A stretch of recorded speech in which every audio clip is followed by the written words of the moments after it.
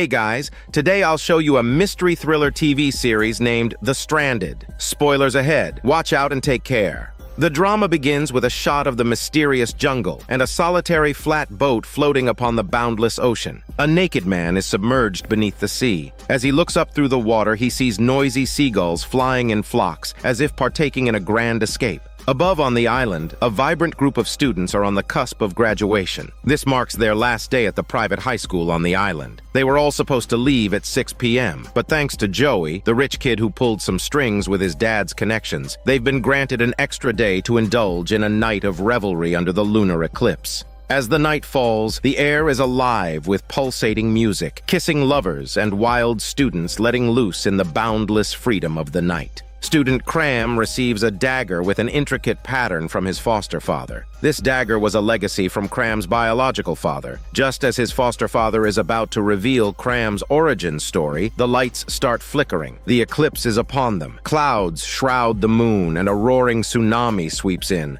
Cram and his foster father are trapped in a car, submerged by the rising sea. His foster father, unconscious and bleeding profusely, leaves Cram desperately fighting for survival in a reality that seems hopeless. Eventually, Cram closes his eyes, succumbing to the inevitable suffocation. The scene shifts to 25 days later. Cram, who should have perished in the waves, inexplicably returns to the island unharmed. The tsunami has wrought cataclysmic changes. The island lies in ruins, and everything is destroyed. The classmate in Fat is curious about how Cram survived the disaster, but Cram can't remember a thing. The students, seemingly unfazed by the sudden catastrophe, are still diligently searching for a signal. May, a girl with some knowledge of pharmacology, tenderly cares for everyone's health. The handsome boys and pretty girls openly display their affection, while a group of envious boys looks on, dumbfounded by this passionate live spectacle. At that moment, a student finds an old tape projector, and amidst the longing for some relaxing music, they start to complain about Anand, who has always wanted to be the leader of the group. He suggested gathering everyone's phones to search for a signal, but almost a month has passed with no success. The lack of phones has made these modern youth miserable. Everyone becomes restless, pressuring Anand to return their phones. Anand may have the heart of a leader, but not the fate. He can't control the crowd. It's Joey who the students really listen to, and only when he speaks is the brewing unrest quelled. The scene shifts to an empty classroom where the young couple, Ice and Ying, are passionately entangled their muscles. Just then, an uninvited guest interrupts their fishy moment. It's the petite hacker Arisa, who assertively claims the space as her own and warns Ice that if he messes around, she won't be responsible for any bloodshed that follows. It seems that none of the classmates like Arisa, who is haunted by a recurring memory of a girl lying in a pool of blood. It seems like she hid many secrets. Meanwhile, Joey and Cram are searching for medicine when Joey poses a question. If Cram had to choose between the passionate Ying, the life-saving May, and the fiery Arisa, who would he sleep with, kill, and marry?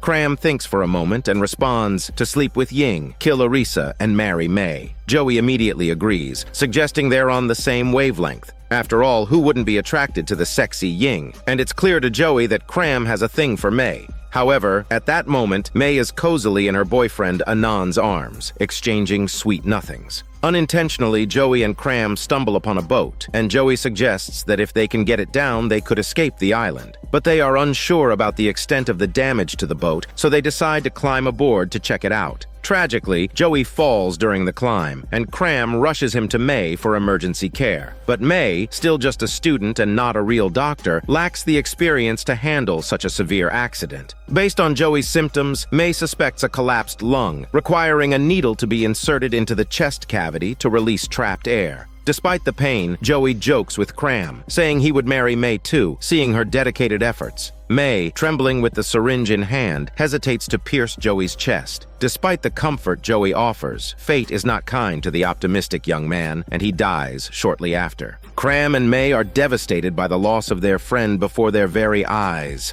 As seabirds take flight and the sunset blazes like wildfire, Cram is racked with guilt, believing that if he had just managed to hold on to Joey's hand, the tragedy could have been averted. But he cannot let Joey's death be in vain. He resolves to rally everyone to get the boat down, clinging to it as their only hope of leaving the island. Yet Anand strongly objects, arguing that the nearest coast is 100 kilometers away and setting out by boat would be suicidal. However, he contradicts himself. While the students are heartbroken as they cremate Joey, Anand seizes the moment to suggest that they use a boat stuck on a cliff to seek rescue. Hope is reignited among the students, but Crom feels bitter inside, thinking that a minute earlier Anand was just opposing his plan, but a minute later he's trying to steal the credit for the idea from Cram and Joey. As dusk fell, Anand returned the classmates' mobile phones. The batteries were nearly drained, but they were determined to savor their last moments of indulgence. Some played their favorite tunes, others scrolled through photo albums, reminiscing with their sweethearts about the good old days. Some watched cute pet videos for a little pick-me-up.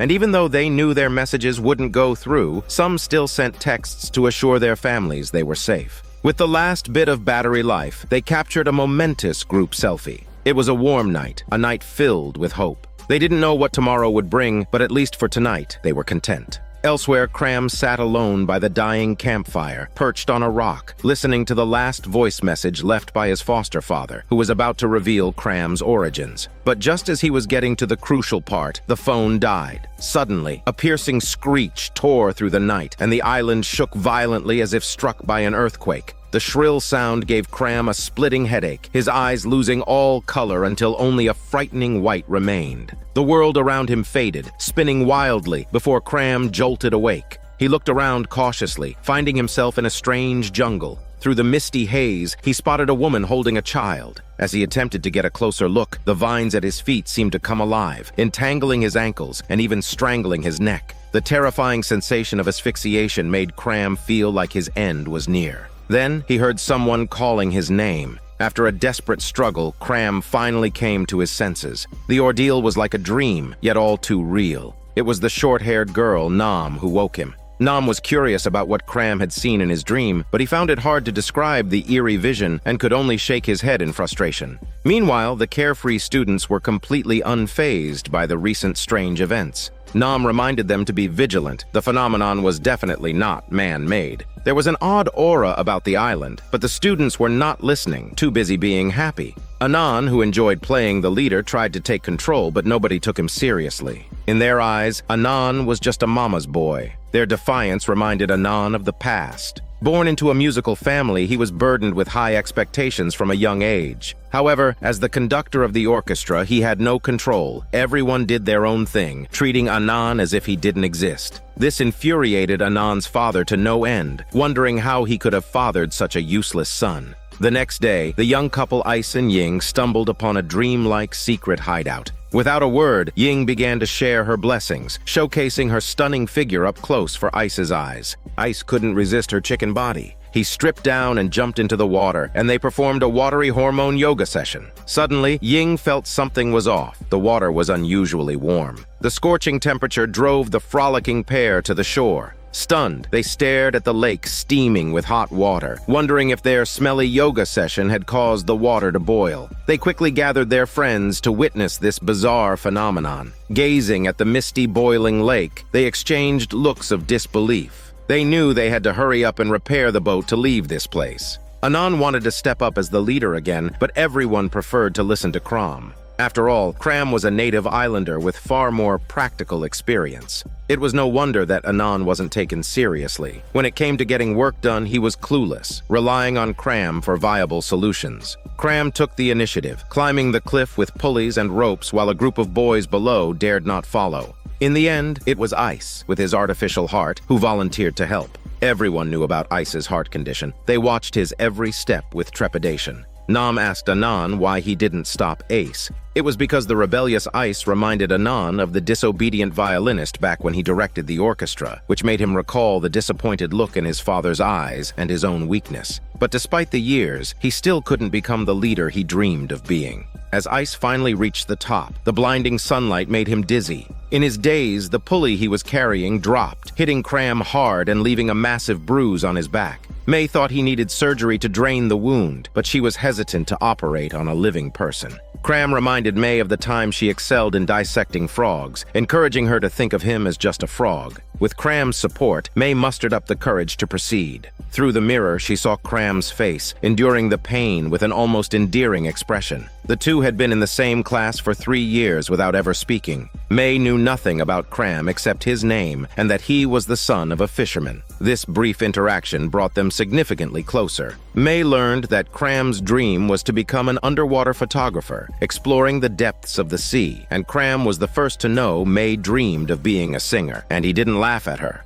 Cram's empathy sparked a newfound affection for him in May's heart. In the dead of night, a gust of chill wind snuffed out the candle in the room. Cram's mind was flickering with fragments of images. He sketched them out: eerie vines, mysterious hands in the water, odd silhouettes. He couldn't understand what these elements represented. Meanwhile, strange occurrences abounded outside. The lake water boiled, fog rolled through the jungle, and a mysterious figure groped their way forward. On the other side, Jack, injured in the tsunami, found his wounds quickly deteriorating. His partner, Crit, was tending to him with great care. Jack's sister, Jane, couldn't help but tease Crit for getting close to her in his pursuit of her brother. Now, Crit's mother even thought that Crit and Jane were the couple. Cut to the scene where Arisa was fixing a tape projector that her classmates had salvaged. Her classmates hadn't been particularly friendly, but Ying, who had dropped out in the 9th grade due to family reasons, got along quite well with Arisa. Ying was envious to see that Arisa even knew how to build an electric bike. Arisa asked her to help pedal the bike to generate electricity. The sunlight glinted off Ying's athletic figure, leaving Arisa momentarily distracted. Once charging was complete, the projector sputtered to life. However, the tape labeled "Gone with the Wind" turned out to be a Thai ancient poem. Arisa quickly sensed something off about this poem. They rushed to the library to find a book and coincidentally walked in on 2 boys who hadn't had time to put on their stinky pants. Disgusted, Arisa sidestepped them. After finding the book with the ancient poem from the tape, she and Ying began to study its content. The poem recounted a tale of a corrupt kingdom that one day was destroyed by a flood. Listening, Ying found the scenario eerily familiar. She gazed thoughtfully out the window at the ruins left by the tsunami, mirroring the scene described in the book. After transcribing the ancient poem from the tape onto the glass, Arisa finally noticed the discrepancy. The syllables in the poem from the tape were in a completely different order than in the book. This indicated that the tape had been edited, deliberately scrambling the sequence of syllables. On the other side, under Crom's leadership, dozens of students banded together. When they finally managed to get the old boat down to the shore with united effort, a wave of enthusiastic cheers broke out on the empty beach. Cram and Anan both allowed themselves rare smiles of satisfaction, thinking that this time they might finally be able to go home.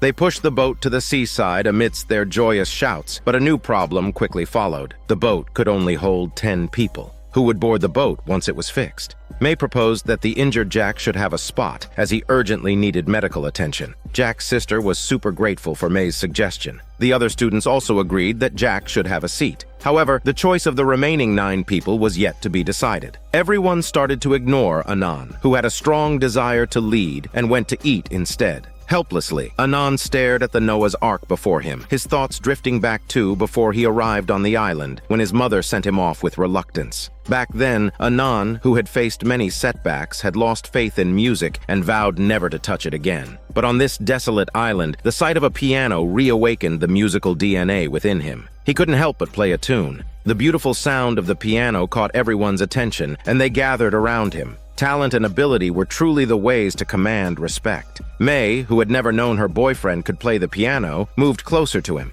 Suddenly, Nam asked Cram if he thought they would make a good match. Cram, who had a secret crush on May, didn't answer, only saying they looked happy together. Nam was always interested in Cram's dreams because he was the sole survivor among those who hadn't attended the party that night. She was convinced that Cram must be hiding some unknown secret. At the request of his classmates, Anan started to play a popular song. The music instantly ignited their spirits. As the sun set and the evening approached, they forgot their troubles and dangers, immersing themselves in the rhythm and dancing to their heart's content. Then, a woman emerged from the jungle, and the music stopped abruptly. Cram ran towards the woman at full speed, and the woman brought back memories for the classmates from before the disaster had occurred. She was their psychology teacher, Professor Lin. Once, when explaining the concept of psychogenic illness, only Arisa, the top student, could accurately answer that a psychogenic illness describes the phenomenon where someone does something crazy and others follow suit.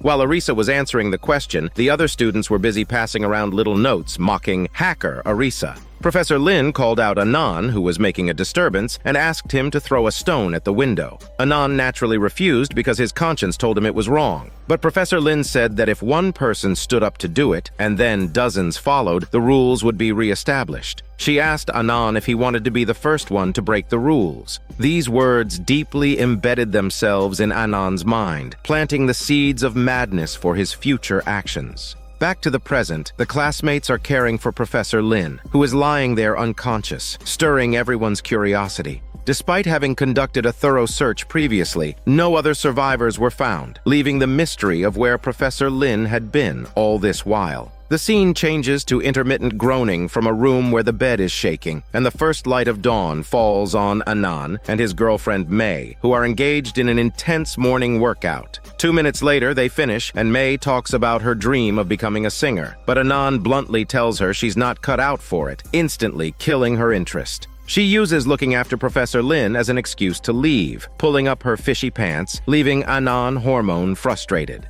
Elsewhere, Nam finds Cram and asks him if he finds it strange that Professor Lin has suddenly appeared, something Cram and the others hadn't thought much about, simply assuming the professor might have been lost. Nam then looks at Cram's dark-themed paintings, curious about the woman depicted, a figure not even the artist Cram can identify. As a new day begins, the students continue repairing the boat. After much effort, the engine starts but dies after a few seconds. Anan suggests turning the Tesla boat into a sailboat, which everyone opposes since a sailboat wouldn't work in these waters. However, Crom believes the sailboat idea is feasible with additional buoyancy barrels, and once he speaks up, everyone supports the idea. But no one knows how to sail with a paddle but without the battery, presenting Anan with an opportunity to shine. He volunteers, being the only one with sailing knowledge, and rightfully earns a spot on the boat. After finalizing their plan, they disperse to find buoyancy barrels. During the search, Ice discovers a hand sticking out from the rubble, triggering a flashback of a bloody scene in his mind. So he turns to alcohol to numb his nerves. Nam watches him and asks if he has done something wrong, sensing that thing hasn't left. Ice tells her to shut up in a fit of rage. Afterward, he managed to overcome his inner turmoil. Suddenly, a sharp noise breaks his calm, and he investigates to find a bottle leaking black liquid, reminiscent of flowing blood. As his panic disorder threatens to kick in, his girlfriend Ying arrives, reminding him of his near heart attack last time due to over-drinking and questioning why he would risk his life again. Distraught, Ice doesn't want to listen to Ying's scolding and chases her away in anger. Bottle after bottle of alcohol leaves Ice dead drunk, but fails to soothe the restlessness in his heart. He goes out and provokes his classmates, and on the lawless island, their savage nature is fully unleashed. They fight fiercely until Ice is beaten into a heart attack relapse, which finally makes them stop. On the other side, Jack's injuries are getting worse. His lover Crit wants to take him back to his dormitory, hoping that the familiar surroundings might slow the deterioration of his condition. Jack's sister Jane is deeply concerned about his state. Just then, Anan comes to ask Jane to sew sails, barking orders as if he's in charge. Although Jane detests Anan's attitude, without sails there is no sailboat, and without the boat, Jack cannot get to a hospital. For the sake of her brother, Jane reluctantly takes on the task of organizing everyone to sew the sails. But it's not an easy task. These rich kids' clothes cost a fortune, and they are hardly willing to cut them up to make sails. Seeing their hesitant manner, Jane decides to be the first to take action, cutting up her designer shirt without a second thought. Her behavior immediately ignites the passion of her classmates, who then start cutting up their own limited edition clothes to make strips for the sails. This has got to be the most expensive sail ever made. The tech-savvy hacker Arisa is also assigned to the sail-making group, but she's better with high-tech than needle and thread. She'd rather do the heavy lifting on the boat repairs. However, no one cares about her preference because she seems to have hacked into her classmates' networks in the past, so everyone is quite unfriendly towards her. Seeing herself so unwelcome, Arisa decides to back off from the bustle. Ying follows Arisa to her lab, asking what she did to make everyone ostracize her. Arisa admits it was a bad thing, but it wasn't intentional. Their conversation shifts and they start discussing an ancient poem with its syllables in disarray. Ying arranges the syllables in order, and Arisa suddenly realizes the sequence looks familiar. She rushes to the library to find the school handbook, and sure enough, the numbers are the school's latitude. But what does this mean? They still need the longitude to pinpoint a location. Ying suddenly recalled that the wrapper of the tape is Gone with the Wind, which might be another clue. They immediately find the book, and Arisa speculates that the numbers on the title page, written backward, could be the longitude they're looking for. Ying, the natural flirt, writes the numbers on Arisa's palm, making her heart flutter. Following the decoded longitude and latitude, they locate a spot in the island's jungle. What could be hidden in the jungle? Arisa suddenly remembers something that their late classmate Joey mentioned. There was a World War II-era radio tower here. Perhaps if they find the radio tower, they can send out a distress signal to the outside world. Excited by this realization, Arisa and Ying agree to explore the jungle for the radio tower the next day. As the fitting orange light floods in, Ying's emotions get the better of her, and she kisses the corner of Arisa's mouth, but without using her tongue. Arisa, a bit embarrassed, makes a hasty retreat. It's one thing to dream, another to act. Unlike the plan, Arisa doesn't wait to go with Ying the next day, but sets out by herself that very evening. She leaves markers along her path, and soon a thick fog rises behind her. Elsewhere, as Crom was looking for tools, he stumbled upon a stone that seemed familiar. It was here that his foster father taught him how to repair boats. Back then, Cram thought his foster father was the best swimmer in the world. Time has passed, and who would have thought he would end up lost at sea? Picking up a recorder from the ground, Cram could almost see his foster father napping to the sounds playing from the device. With a sense of loss, he wished his foster father peace. Suddenly, a piece of fabric on the ground caught Cram's attention, but it was the sight of May reading by the seaside that truly drew his gaze. He had seen May every day, either treating everyone's ailments or engrossed in medical books. So he suggested they go spearfishing together to break the monotony of daily life. Although May was new to spearfishing, she had surprisingly good luck, catching a big fish with her very first spear. The bright light cast their close silhouettes onto the sand, and this carefree activity allowed the two young people to forget all their stress. Cram was captivated by May's smile, which was even more dazzling than the sunlight. That day, May had a full catch, bagging 5 fish. Cram promised to take her diving for fish next time. May enjoyed the relaxed feeling Cram gave her, but the thought of her boyfriend Anan and the patients waiting for her care weighed heavily on her shoulders. Cram tenderly comforted her using words but not muscles, stressing that considering her own feelings was just as important. The scene shifted to the students who had been trapped on the island for 29 days, and everything was beginning to spiral out of control. Jack's wound had spread to his knee, and he was becoming increasingly despondent. They didn't know what the world outside the island was like now. If things were normal, their parents would have sent a helicopter to rescue them by now. Watching his own deterioration made Jack wish for death, and he pleaded with his lover Crit to help him. Crit felt powerless in the face of their dire situation and could do nothing but hold Jack tightly in his arms. The scene shifted again, and amidst the dappled light and shadow, Nam approached Professor Lin, who had been unconscious. Nam had always found the suddenly appearing Professor Lin suspicious. Suddenly, under Nam's gaze, the professor opened her eyes. May, who was in charge of treatment, told her that after the violent tsunami, only 36 people survived. May tentatively asked Professor Lin where she had been all this time. With an expressionless face, the professor replied that she had been running towards the depths of the jungle when the tsunami hit and then got lost. Before May could inquire further, everyone was in disarray as they brought in Ice, who had been beaten into unconsciousness for emergency treatment. Anan enthusiastically led Professor Lin back to her room, but it was a case of warm-heartedness met with cold indifference. Professor Lin was quite aloof, and Anan was refused entry as soon as he brought her to her room. She flipped through the school handbook, which contained illustrated introductions of the staff and students. Professor Lin then looked out into the pitch-black sky, wondering what the next day would bring. The following day, Arisa was searching for the elusive radio tower in the jungle. She grew frustrated as she realized she had been walking in circles. Suddenly, someone struck her on the head. When she looked up to find the culprit, a familiar silhouette appeared through the thick fog. As the person approached, Arisa recognized her classmate, Mint. However, except for their group of 36, all other classmates were believed to have perished in the tsunami. Mint claimed that she had been saved by the local residents and was now living in a shelter built by the British Army. There, she found the very radio tower that Arisa had been desperately searching for.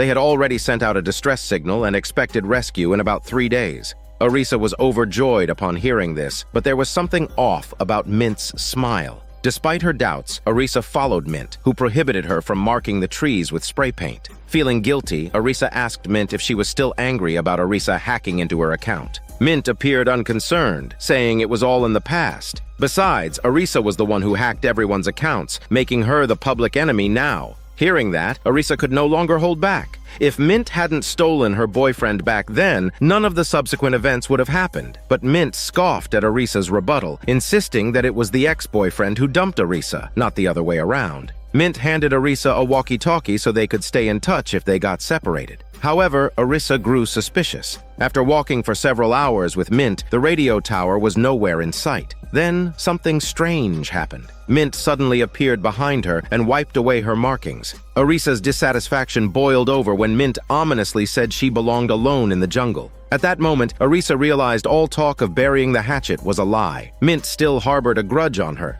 Mint confronted Arisa, spraying paint into her eyes, blinding her. Through the walkie-talkie, Mint's relentless mockery echoed as Arisa stumbled blindly forward, eventually slipping and falling into a ravine. Lying at the bottom of the valley, immobilized, Arisa could only hear Mint's bitter voice through the walkie-talkie. Mint recounted how Arisa's hacking of her photo almost drove her to suicide and vowed never to forgive Arisa, nor would the other classmates. Trembling, Arisa reached for the walkie-talkie, only to find it had turned into a piece of wood, and the paint on her eyes had vanished, restoring her vision. The recent events seemed like a vivid hallucination, but the traumatic impact on Arisa remained fresh. Alone in the jungle, she wept, murmuring apologies. The screen shifts to Ice, who is once again plagued by nightmares. Upon waking, his first act is to ask May for a cigarette. Ice had a heart pacemaker fitted at the age of 8 and needs a battery change every 10 years. It has been 9 years since the last replacement. May reminds him to take care of his health in light of this, but Ice is fed up with all the fussing and caring. He understands that his nightmares stem from a heart condition, a psychological one.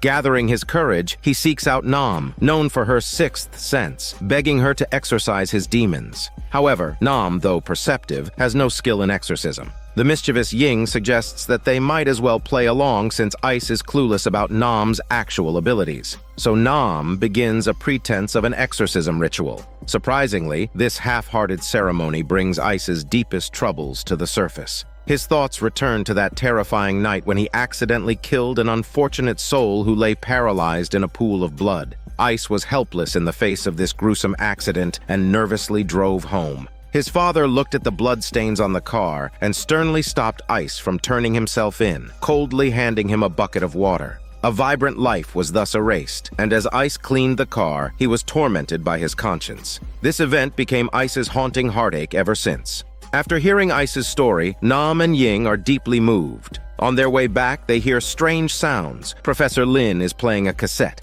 The professor is upset with Ying for touching her tape recorder, and even implies that Ying lacks manners. Nam senses that Professor Lin has changed since returning and wonders why she is so obsessed with that particular cassette. Ying shows Nam the clues she and Arisa discovered, but they had only heard the ancient poetry part of the tape. The segment played by the professor about people exploring a cave was new to them. It seems they need to retrieve the tape to uncover its hidden secrets. Meanwhile, the worsening wound has brought Jack to the brink of despair. He hoarsely begs his lover for help. Heartbroken, Crit gazes into the dark at the glowing laptop screen, a reminder of happier times. As an amateur writer, Jack would often have his focus shifted from writing to Crit through playful gestures, like drawing circles on his hand, leading them to joyful moments together. Those kisses were once sweet, but now they taste of bitterness. Crit, faced with his lover's continuous pleas, feels as though his heart is being torn apart. The night wind flickers the embers of a cigarette butt, unable to disperse Crit's troubled thoughts. After a night of inner turmoil, Crit sneaks into May's medical room and steals a bottle of sleeping pills. He returns to the room and tenderly wipes down Jack's body, dressing him in his favorite shirt, as handsome as he was on their first date. The entire bottle of sleeping pills is emptied onto a tray, and with excruciating pain, Crit feeds them to Jack one by one. He understands this is a cruel murder, but also a kind release from suffering. After discarding the bottle, Crit feels entirely hollowed out, and all of this is witnessed by Professor Lin, who is secretly observing.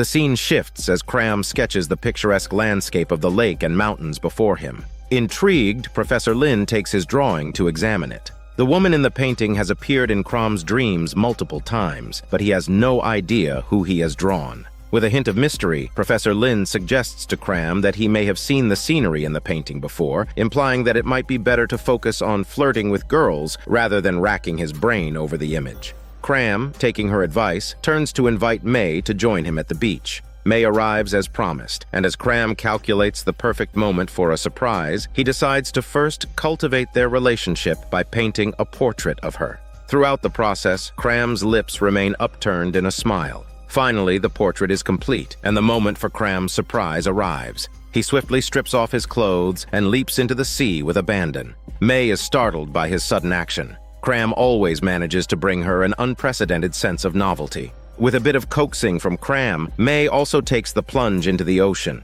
As the tide recedes, a narrow crevice is revealed, leading to a hidden paradise. May looks on in amazement at the idyllic scene, unaware that she is also a stunning part of the landscape.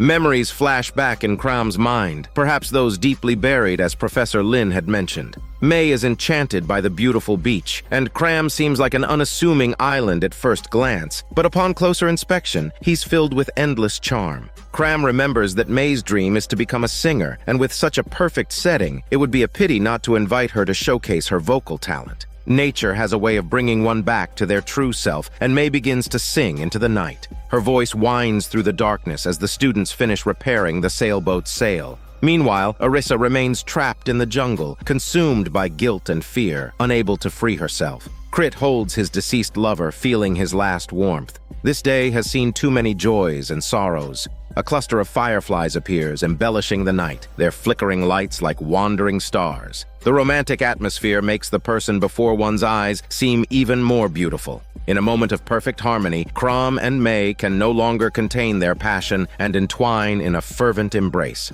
This night is destined to be unforgettable. Once, May was a popular hostess in the glitzy nightlife, with many wealthy young men at her stinky feet. But she finds herself in a whirlwind affair with Cram, a poor boy. The morning sea breeze caresses May's lovely face as Cram, basking in the aftermath, does not forget to express his sincerity to her. However, May is troubled, for she still has her official boyfriend, Anan. Resigned, Cram can only agree to give May some time. As May returned to the gathering area, a soft sobbing noise caught her attention. The crying was emanating from Jack's room. Inside the dimly lit space, only a sliver of light illuminated Jane's tear-stained eyes. She cradled her brother Jack, who had died to meet Satan. Jack's body was soon consumed by the flames of a funeral pyre, with his lover Crit and his sister Jane weeping among the crowd. Professor Lin watched Crit with an icy gaze, sharp as a knife. More concerned with his own selfish interests than his classmate's death, Anan was preoccupied with where his attractive girlfriend May had been the previous day. Anan was particularly irked by Cram's glances towards May, who had lied to him, claiming she had gone to bed early. Suspicious, Anan thought to himself that Cram wasn't in his room when he looked for him last night. Both the deceiver and the deceived are left with a sense of unease. After sending Anan away, May's mind wandered back to her appearance at the party. Behind her glamorous facade was an untold bitterness. Her exquisite dress was rented, and waiting for her at home was a mountain of debt. Jack's death was quickly forgotten by everyone. In the following days and nights, the surviving students resumed their raucous routine of cooperative shipbuilding. The peaceful days were coming to an end as their boat was nearly repaired. That night, Professor Lin summoned Anan, who loved to play the leader. In the lanternless evening, her cigarette was the only source of light in the room. She coldly warned Anan to abandon his plans to leave the island, as a storm was brewing. Sailing out would be tantamount to suicide, and it was safer to stay on the island. Despite the threats of tsunamis and earthquakes on the island, Anan believed it was unsafe to stay. Plus, having finally gotten the chance to lead, he was not about to give it up easily. The next day, under the professor's warning gaze, he started the draw to decide who would board the ship. According to the previous agreement, Anan and Jack had each reserved a spot on the boat. But with Jack now gone, Anan proposed that Jane take her brother's place. The classmates, still affectionate towards each other, raised no objections. Overjoyed, Jane wanted to give her spot to Crit, who had taken great care of her brother before his passing. However, Crit, having sent his lover to the afterlife with his own hands, couldn't bear to take the spot, and so declined Jane's kindness, retreating to a corner to mourn alone. Seizing the opportunity, Professor Lin confronted Crit with the discarded bottle of sleeping pills, threatening him. If they managed to leave the island, Jack's case would be investigated, and Crit would be labeled a murderer. Anxious, Crit fell into contemplation. To keep this a secret, he couldn't let everyone leave the island. In the dead of night, driven by desperation, Crit attempted to burn the ship. But before he could light the fire, Cram arrived just in time to stop him. In grief, Crit confessed everything to the good-hearted Crom. Crit was struggling internally. Not burning the ship meant destroying his own peace, while burning it meant destroying everyone's hope. After much inner turmoil, Crit's better nature ultimately prevailed over his selfishness. The next day, during a fair drawing process, Anan, Jane, Crit, Cram, Ice, and Arisa secured their spots on the ship. It was one thing for the others, but Arisa, who hadn't helped repair the ship and was now missing, was also drawn. This caused a great deal of resentment among the rest. Even Anan's righteous explanation that Arisa had gone to look for the radio tower did little to soothe the group's anger. Reluctantly, Anan decided to reserve Arisa's spot. If she didn't return by departure day, they would draw another name. The students without a spot were already disheartened, and few were in the mood to listen to Anan's plans. That evening, Jane came to May with May's favorite jelly to thank her for the sanitary supplies. The jelly, a treat May often enjoyed, reminded her of her mother, and she couldn't help wondering if her mother was coping with their debt during her absence. Cram, who had a spot on the boat, came to see May in the dark. Although he had grown up on the island and wanted to see the world beyond, he was more willing to give his spot to May so she could reunite with her family. May was aware that Cram, who knew the sea well, would be more useful on the boat than her, but Cram couldn't bear to leave his beloved behind. Upon hearing his sentiment, May's face lit up with joy. She teased that he'd better come back for her quickly. Cram had to promise he would try his best. Their mutual affection was undeniable, but Cram, overcome with his hormone passion, couldn't focus on anything but being close to his crush girl. After their moment of passion, May's thoughts were scattered. Her father's failed clinic expansion had left them in huge debt, making it impossible for her to pay her tuition. It was her rich boyfriend, Anan, who generously paid her fees, allowing her to continue her studies. May was truly grateful for Anan's timely aid, but she also realized that she and Anan were not a good match. However, Anan clung to May's earlier promise, pleading with her not to break up with him before leaving the island. Torn and with tears in her eyes, May couldn't bring herself to hurt him and agreed not to bring up a breakup for now. But what meaning is there in a relationship held together in the name of love? Cram didn't have such worries. His eyes always wandered to May, and even the simple-minded Ice could see his affection for her. Suddenly, the previously calm island was shattered by a piercing screech. Following the terrifying sound, Cram once again entered a vision. He followed the woman in the vision deep into a cave where she placed a baby aside, seemingly preparing for something. The vision abruptly ended, and Cram awoke with a start. Nam asked Cram if he had seen those images again. Coincidentally, every time Cram woke up, the terrifying sounds would stop. The cloth that he had found identical to the one in his dreams dropped accidentally and spilled out a photograph. It was a picture of Cram's birth mother with a message on the back. "Remember the promise I gave you. I will wait for you to come back." But he didn't know what this message meant.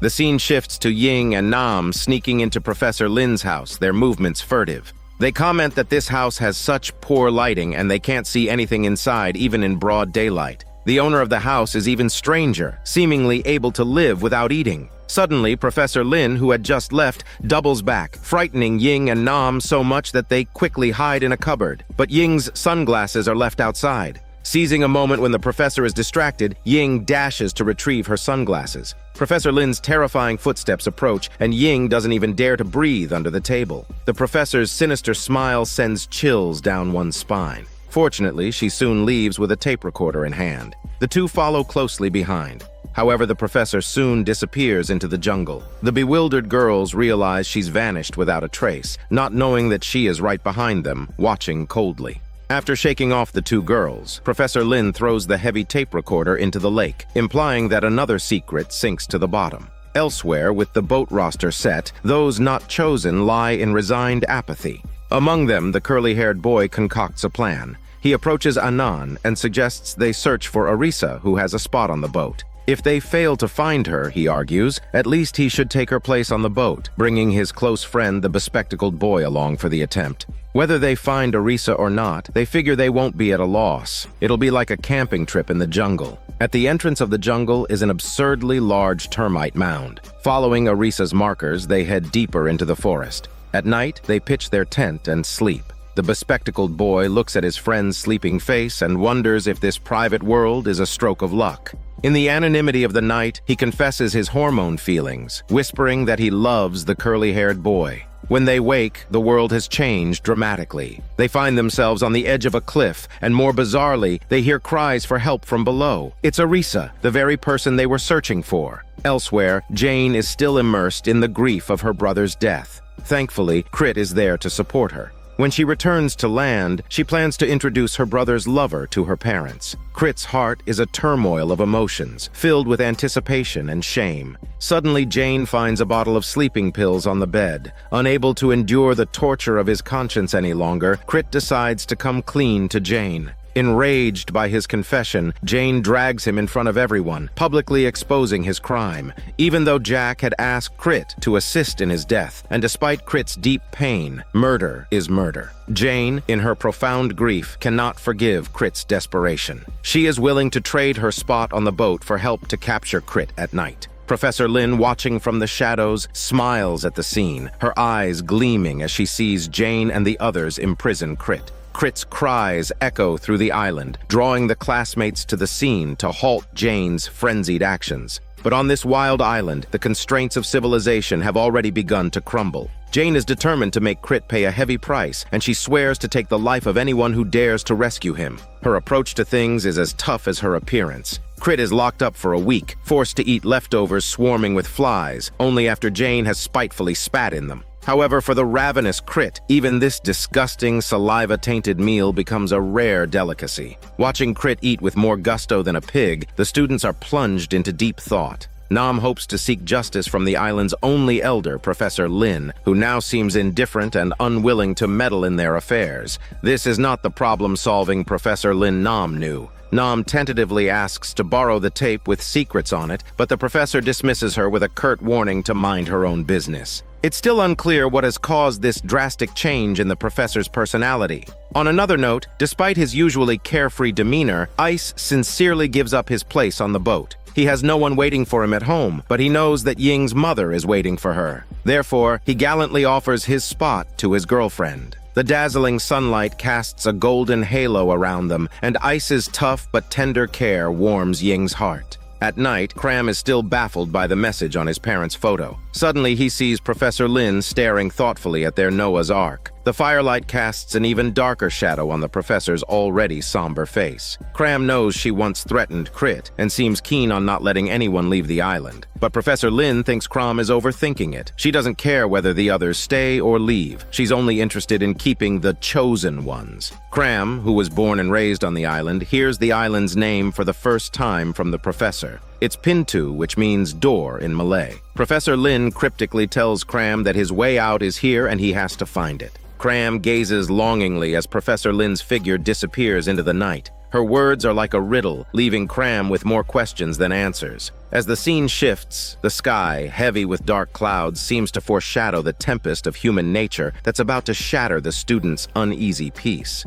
And sure enough, May is shocked to discover that she's pregnant. The problem is, she's been intimate with both Anon and Cram, and until the baby is born, there's no way to know for sure who the father is. But Anon, clueless about May and Cram's little secret, thinks he's about to become a father and is already out the door, scurrying to secure a boat seat for May. The first person Anon approaches is the boy in fat, who also happens to be from a rich family. Anon's money can't sway him. The boy in fat tells Anon straight up that there are only two people on the island who could be tempted by his offer. The first is Ying, who comes from an ordinary family background. But in such a dire situation, who would really be tempted by money? Ying gives Anon a piece of her mind, berating him for thinking his wealth is so impressive. Then Nam comes looking for Ying, wanting to investigate Professor Lin. Now, with a boat seat secured, Ying has no interest in these trivial matters. Her sole focus is on getting home to her mother. Mentioning her mother, Nam can't help but recall her childhood. It's revealed that Nam has had a peculiar intuitive ability since she was little. Once, she dreamt that her father had passed away. At the time, her parents comforted her not to take the dream seriously. But not long after, her father actually did pass away. Nam's mother started to realize that her daughter was indeed extraordinary. She took Nam to see a master for an exorcism ceremony, but the master told Nam that her power was not a curse. It could help her see the truth. Nam's thoughts suddenly snap back to reality. It's late at night, but she sees Professor Lin still bustling about outside. The cold wind whips up the professor's hair, making her look like a ghost wandering the night. Nam follows her all the way to Cram's place. Professor Lin seems to have had the intention of doing something to Cram, but as she gazes at the dagger left by Cram's biological father, she hesitates and withdraws her restless hand. By the time Nam arrives, Professor Lin has already hidden herself, and the noise wakes Cram. Nam takes the opportunity to remind Cram to stay away from the suspicious professor. Above in the attic, Professor Lin watches everything with a deep gaze. Soon, her hand reaches out towards Nam, and Nam's consciousness is transported back to the scene with the master performing the ritual. But the master in front of her turns into Professor Lin, who hands Nam a glowing orb, muttering that her power is stronger than she thinks. The candlelight suddenly goes out, and Nam wakes with a start from the dream. She never has dreams without meaning, but she has no idea of what message this dream is trying to convey to her. The next day, May was still at a loss over her unexpected pregnancy. The potential father of the child, Cram, came to visit her with a gift in hand. Unlike the other young men who would typically bring flowers, he brought a spear gun. Cram could see that May was weighed down with worries, but she didn't know where to start. Words failed them both, and they communicated instead through an embrace, their faces shrouded in a misty glow. Their love remained hidden, unsure of when it would see the light of day. Meanwhile, Anand, the prime suspect for being the child's father, was racking his brains over securing a boat seat for May. He made a ruthless decision and secretly replaced Krit's name with May's on the passenger list. Anand was quick to share the news of the boat seat with May, who had nothing to offer him in return but a piece of her cheating that would cuckold him. Upon hearing this, Anand indeed exploded with rage. His mind raced, and Cram, the one always hovering around May, was the likely candidate who cheated on May's hormones. Anand despised no one more than Cram, who now seemed to be competing with him even for the title of the child's father. Enraged, Anand dragged May's sexy body to the boat, determined to prevent Cram from ever taking his woman. Hearing the commotion, other students came running. The boat was scheduled to leave at 10 a.m., but Anand's eagerness to set sail now was highly unethical. But in a situation where survival was at stake, who cared about ethics? The agreed-upon lottery for boat seats was now forgotten. Boarding positions were fiercely contested. The cooperative spirit the students had shown while repairing the boat stood in stark contrast to the desperate scramble for a place on board. Indeed, human nature is always put to the test in the face of self-interest. In the midst of the chaos, Anand saw Professor Lin silently watching them from a high vantage point. Finally, with the help of his followers, Anand pushed the boat into the sea. As they set sail, the students left behind on the shore were infuriated. Seeing the dire situation, Cram swam to rescue May. He was an excellent swimmer, and he quickly caught up to the Tesla sailboat without battery. Anand had long wanted to give him a good thrashing, and now seemed like the perfect opportunity. Suddenly, fireballs erupted from the sea, hurtling towards the island. The students on the island frantically jumped into the sea to take refuge, but their classmates on the sailboat were not keen to welcome them aboard. A fireball hit the sail directly, and as the flames consumed it, Anand felt his hopes of leaving the island go up in smoke. Dawn was breaking, but the sunrise might not bring light. What lay ahead could be the darkest hour. The scene shifts to the small island, whose landscape remains picturesque, but an increasing number of strange happenings have cast a layer of eerie mystery over it. Arisa had been lost in the jungle for merely 2 days, but the bespectacled boy and his curly-haired friend were claiming she'd been missing for 2 weeks. After Arisa was rescued, the trio heard intermittent clanging of metal coming from a cave shrouded in thick fog, with ancient vines coiling around its entrance. Deciding to investigate, they entered the pitch-dark cave from which faint music could be heard. The island had no electricity, so who could be playing music? Deep within the cave, a streak of colorful light shone through. Following it, they were stunned by the sight before them. All the students were indulging in a wild party, just like the night before the tsunami hit. Jack and Joey, who were supposed to be dead, were very much alive and playing. Unable to make sense of it, they decided to join the revelry, diving into the crowd and drinking heartily. Oddly, despite consuming so much alcohol, they didn't feel the slightest bit drunk. Suddenly, Arisa heard the metal clanging again. The dance music stopped abruptly, and the crowd that was just there vanished instantly. Without warning, a surge of darkness pulled the three back into the cave, where the metal clanging sound became clearer. At the source of the sound, Arisa found someone who couldn't possibly be there. It's Professor Lin, but she was supposed to be with the other students on the island. They couldn't figure out what was going on. The trio, along with Professor Lin, left the jungle, but bizarrely, no matter which way they went, they seemed to be going in circles. Frustrated, the curly-haired boy decided to plow straight ahead, which resulted in him tumbling into a ditch and getting bitten by a swarm of ants. But this misfortune proved to be a blessing in disguise, as his charge had broken through the fog. Above them was the termite mound they'd seen when they first entered the jungle, indicating they were close to finding their way out. As dawn broke faintly on the horizon, the island lay wounded under the relentless assault of fireballs raining from the sky, leaving the already desolate place in even greater disarray. The students, injured in the chaos, kept May in the infirmary frantic and overwhelmed. Cornered by immense pressure, she found little solace in the faint light that seeped through. Only Crom's embrace offered true comfort.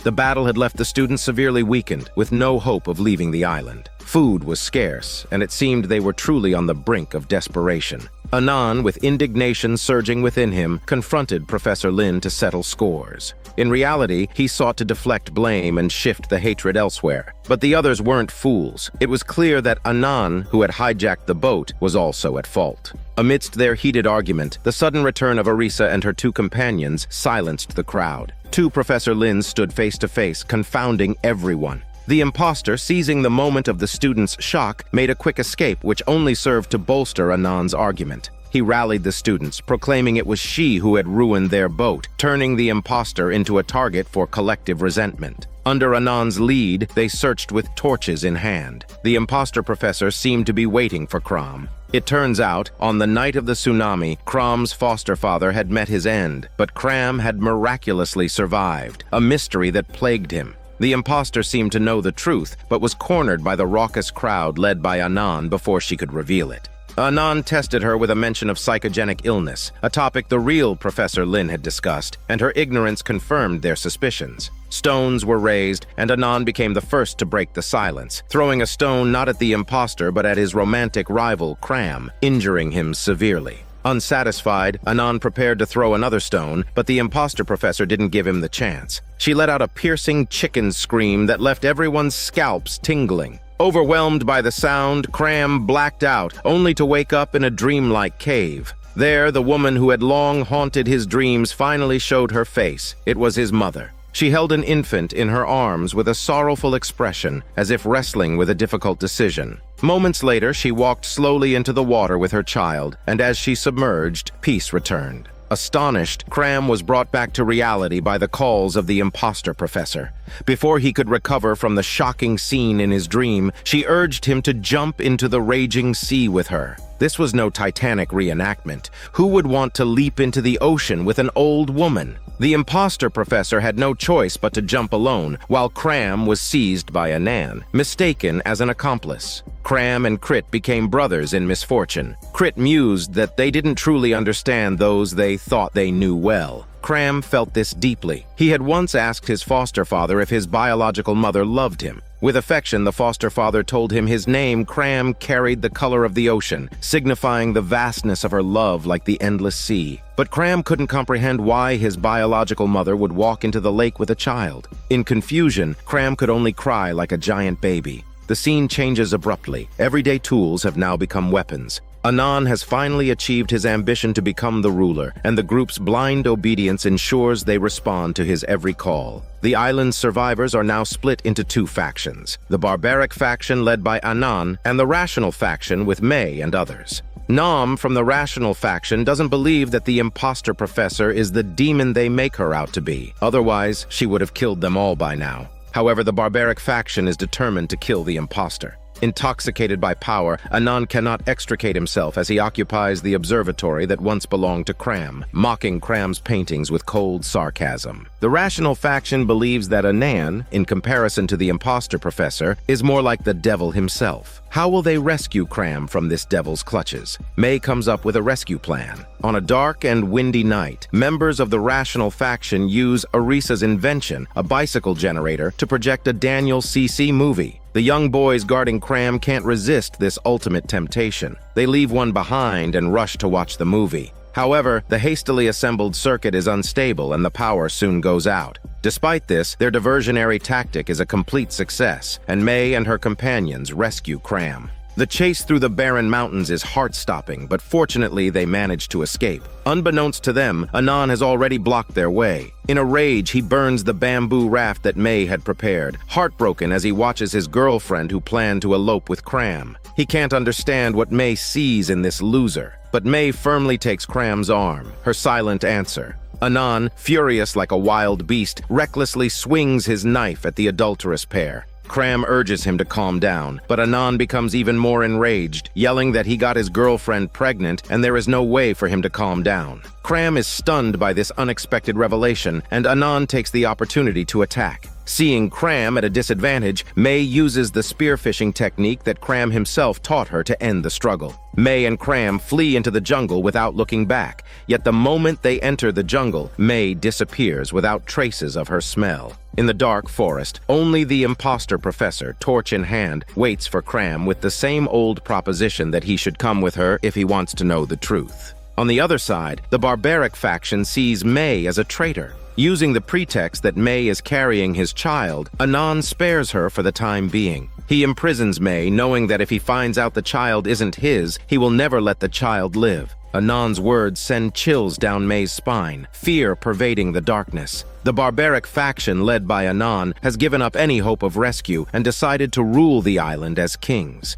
Meanwhile, the imposter professor tells Cram that there are many gates in this world, all interconnected. One of these gates is located in the cave that Cram has dreamt of countless times. The place before Cram is where his biological mother jumped into the lake holding a child. But the imposter professor says Cram's mother didn't end her life. She was trying to send Cram through that door. If Cram wants to know the truth, he must go underwater himself to clear up all the confusion. These doubts have tormented Cram for far too long, and this time he must get to the bottom of it. The underwater world is a tunnel leading to an unknown destination. Cram had just surged into the tunnel's entrance when he was blocked by falling rocks. Unable to find an escape anywhere, Cram was completely trapped underwater. As his consciousness began to fade, he saw his foster father reaching out to him. His foster father lifted the still infant Cram from the water. At that moment, his mother had already lost her life. Turning around, the foster father then saw Cram's biological father, who silently handed a dagger to the foster father with solemnity. By accepting the dagger, the foster father also took on the heavy responsibility of protecting Cram. From then on, the two of them lived a simple and happy life, depending on each other, until a tsunami took the foster father's life. The face of his mother, tear-streaked like pear blossoms in the rain, appeared before Cram's eyes.